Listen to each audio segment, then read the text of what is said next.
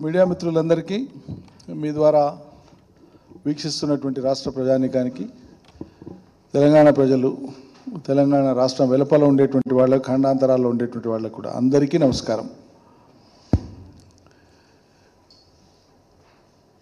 కాంగ్రెస్ ప్రభుత్వం ఏర్పడే కంటే ముందు ఎన్నికలప్పుడు హామీలే కాదు వాళ్ళు కారుకూతలు ఎన్నో మాట్లాడారు. ఇప్పుడు వాళ్ళు ఇచ్చినటువంటి హామీలకు సంబంధించి అమలు విషయం వచ్చినప్పుడు ఆనాడేమో కారుకూతలు వాళ్ళనేమో కోతలు, ఒక్కొక్కటిగా దేంట్లో ఏది కోత విధించి ఎట్లా అమలు చేయగలం, ఎట్లా మినిమైజ్ చేయగలం అనేటువంటి చర్చను లీకుల ద్వారా బయటికి ఇస్తున్నారు. రాష్ట్రంలో తిరుగుతూ ఉంటే ప్రజలు ఏమయ్యా సార్ మా 2500 ఏమయ్యని మహిళలు, ఏప్రిల్ మేబీ రెగ్యులర్గా వచ్చే పెన్షన్లే రాలేదు సార్ ఎప్పుడు ఇస్తారని, ఏప్రిల్ మేలో ఇచ్చే పెన్షన్స్ ఆసరా పెన్షన్స్ ఇవ్వలే రాష్ట్రంలో.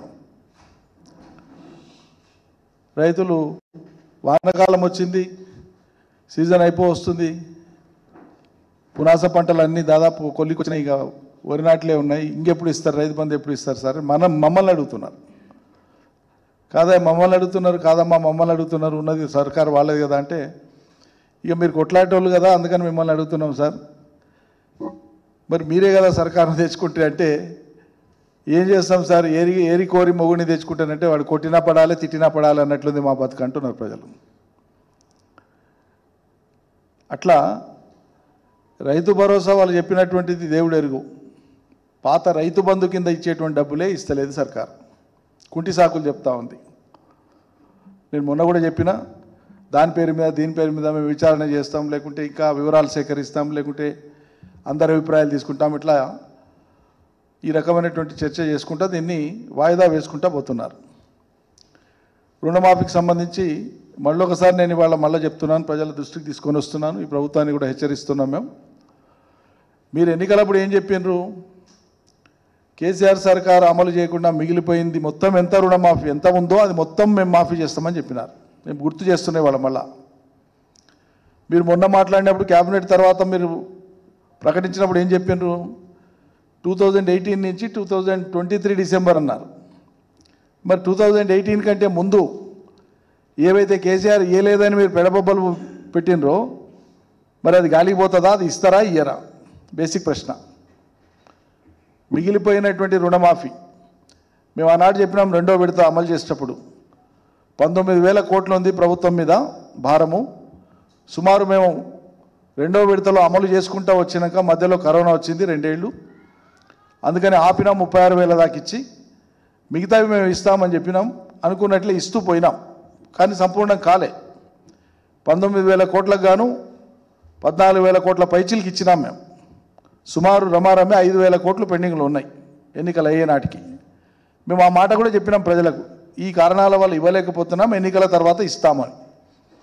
కానీ కాంగ్రెస్ పార్టీ నాయకులు ఆ పార్టీ పెడబొబ్బలు పెట్టింది ఏంది, మేము ఇట్లా రాగానే అట్లా ఇస్తామన్నారు. డిసెంబర్ 9 చెప్పింది, ఉరుకురుకులాంటి చెప్పారు, ఎదలు దంచుకొని చెప్పారు, గుద్దుకొని చెప్పారు. ఇక తీసుకొని వాళ్ళు ఉంటే ఉరకండి బ్యాంకులకు అన్నారు. ఓ అబ్బాయి ఎన్ని మాటలు ఇక. ఓకే, మళ్ళీ ఇప్పుడు 15 ఆగస్టుకు మీరు వాయిదా వేసుకున్నారు, ఈ లోపల మీరేదో కసరత్తు చేస్తున్నామని చెప్తున్నారు. ఇక్కడ మౌలికంగా మేము అడుగుతున్నది ఏంటంటే, ఆ రోజుకి ఎన్నికల నాటికి ఇవ్వకుండా మిగిలిపోయినటువంటి రుణమాఫీ ఆ రైతాంగానికి అంతా ఇస్తారా ఇయ్యరా మీరు చెప్పాలి. మీరు అమలు చేయదలుచుకున్నటువంటి రుణమాఫీ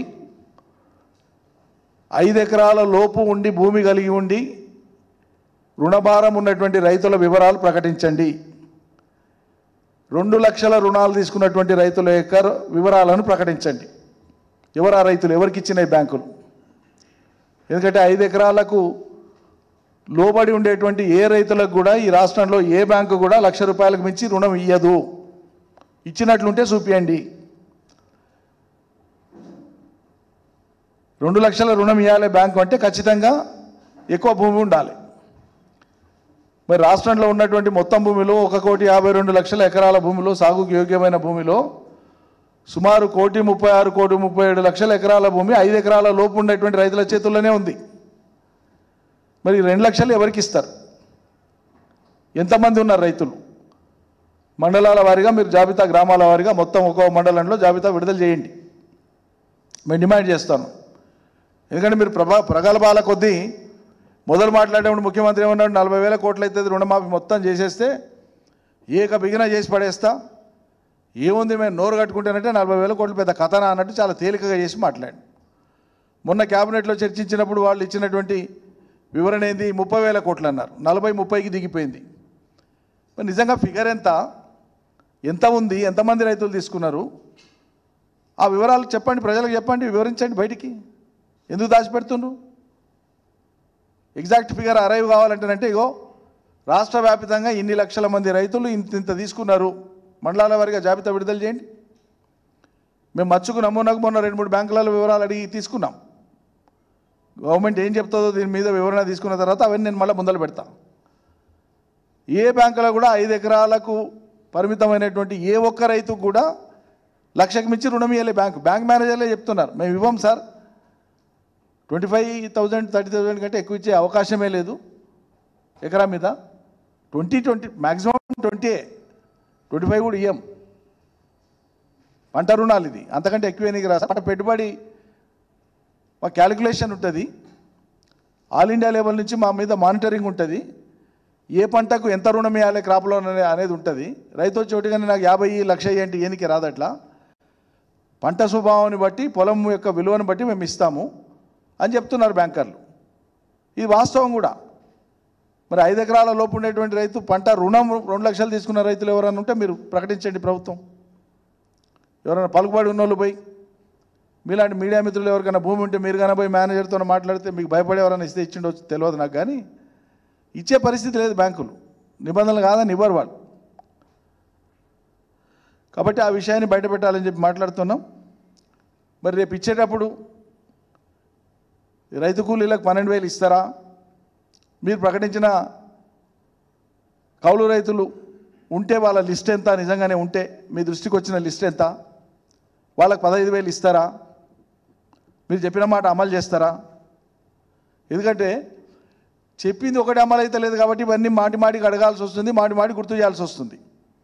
500 బోనస్ చెప్తే 2 పంటలు అయిపోయా, బోగస్ అయిపోయింది. అది రైతులు కూడా చాలా జోక్గా తీసుకుంటున్నారు. చెప్పనేది చెప్పిన అది ఇస్తుందా పోతుందా సార్, ఏదో కాలబెట్టి ఆ కేసీఆర్ ఇచ్చినట్ల రైతు బంధు ఇచ్చినా చాలు సార్ మాకు అంటున్నారు. ఇక 500 బోనస్ అన్నప్పుడు మేమేం నమ్మలేదు, కానీ 15,000 రైతు బంధు ఇస్తా అంటే నమ్మినాం సార్, అది ఒక్కటి మేము చేసిన పొరపాటు అని రైతులు అంటున్నారు. ఇక కాలబెట్టి 15,000 ఇవ్వకపోయి కేసీఆర్ ఇచ్చినట్లు 10,000 కాలబెట్టినా చాలు సార్ మాకని రైతులు అంటున్నారు. కాబట్టి మీరు ఇచ్చింది ఒక్కొక్కటి బోగస్ అని ప్రజలకు అర్థమైపోతుంది.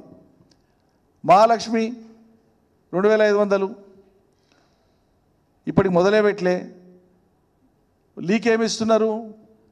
ప్రభుత్వానికి సంబంధించినటువంటి ఏ పథకాలైనా అమలు జరగాలి, లబ్ధిదారుల ఎంపిక పారదర్శకంగా జరగాలి, న్యాయబద్ధంగా జరగాలి అంటే వాళ్ళు చెప్పే వాదన, వాళ్ళ భాష. రాష్ట్రంలో ఉండేటువంటి మొత్తం రేషన్ కార్డులను తీసేసి కొత్త రేషన్ కార్డులను మంజూరు చేస్తామంటున్నారు వాళ్ళు ఇచ్చిన లీక్లు ఆల్రెడీ. నేనేమంటున్నా, మంచిదే, సంతోషం. మరి ఈ మాట ఎన్నికలప్పుడు ఎందుకు చెప్పలేదు మీరు?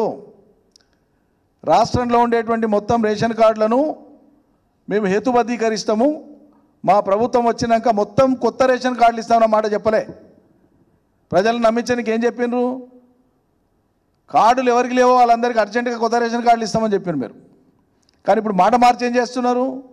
ఉన్న రేషన్ కార్డులు అన్నీ పనికిరావు అనే స్టేటస్ తీసుకొని పోయి కొత్తగా రేషన్ కార్డులు ఇచ్చేటప్పుడు ఇక టీవీ ఉంటే కార్డు ఉండదు, మోటార్ సైకిల్ ఉంటే కార్డు ఉండదు, భూమి ఉంటే కార్డు ఉండదు, అనేక ప్రామాణికాలు పెట్టి రేపు మహాలక్ష్మి ఇవ్వాల్సి వస్తే కూడా సైజ్ తగ్గించి ఇంతకే వర్తింపజేస్తున్నామని చెప్పడానికి చేసేటువంటి కుతంత్రాలు ఇవన్నీ కూడా.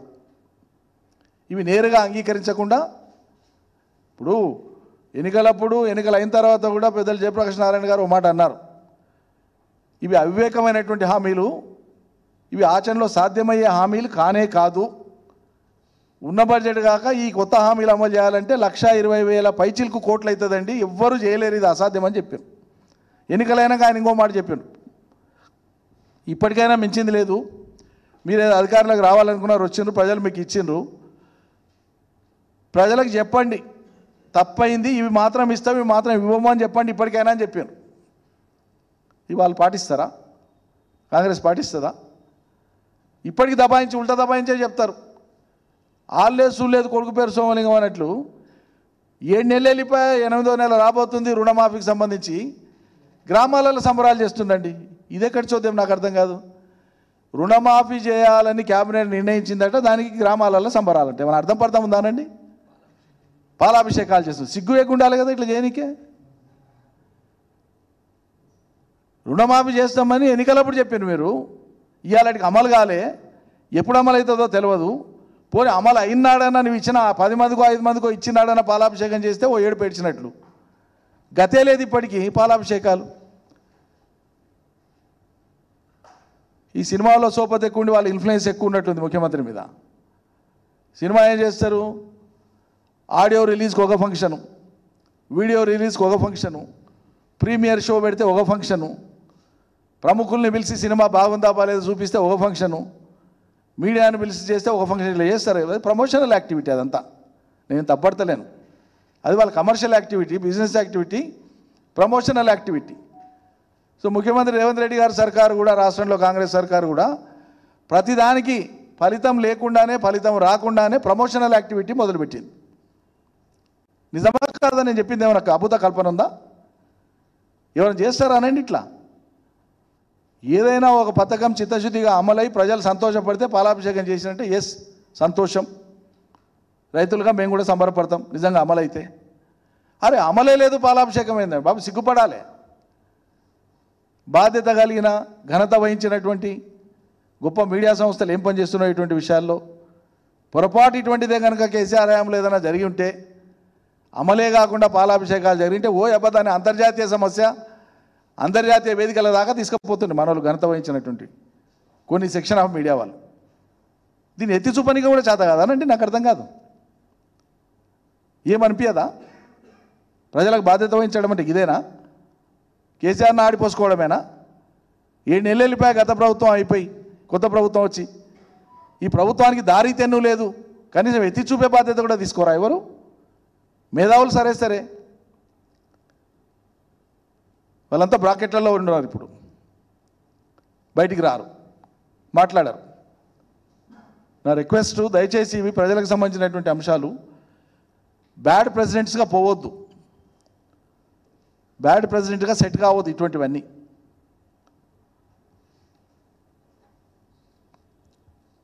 ఇక విద్యార్థులు, ఎస్సీ ఎస్టీ బీసీ విద్యార్థులు, పర్టికులర్గా ఎస్సీ ఎస్టీలు 10వ తరగతి పాస్ అయితే 10,000, ఇంటర్ పాస్ అయితే ఎంత 15 20, డిగ్రీ పాస్ అయితే ఇంత 25,000, పీజీ పాస్ అయితే 1,00,000, ఎంఫిల్ పిహెచ్డీలు అయితేనంటే 2 లక్షలు, చదువుకోనికే ఫర్దర్ చదువుకోనికే 5 లక్షల రూపాయలు ఒక్క విద్యార్థి కానీ ఇచ్చిందండి రాష్ట్రంలో.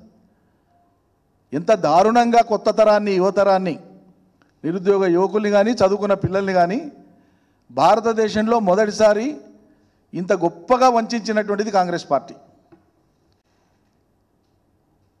వాళ్ళకి అభినందనలు తెలపాలి.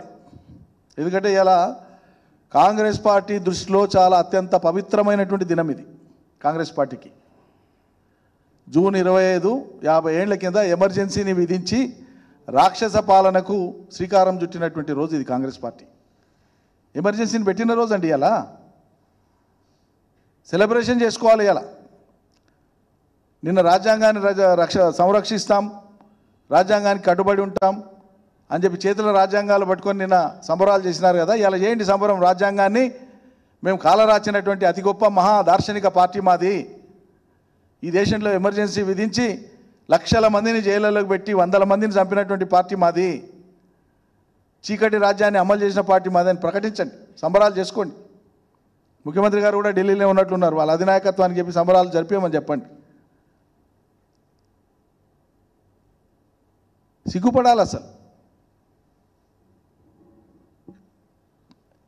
అసలు ఒకవైపేమో దళిత బంధు లాంటి విప్లవాత్మక పథకాలు ఇచ్చినప్పుడేమో వాటిని అపహాస్యం చేసి ప్రజల్ని రెచ్చగొట్టి, ఒక సమూహానికి వస్తే ఇంకో సమూహాన్ని రెచ్చగొట్టి ప్రజలలో అభద్రతాభావాన్ని కల్పించి ఓట్ల కోసం చాలా నీచంగా మాట్లాడింది బీజేపీ కానీ కాంగ్రెస్ కానీ.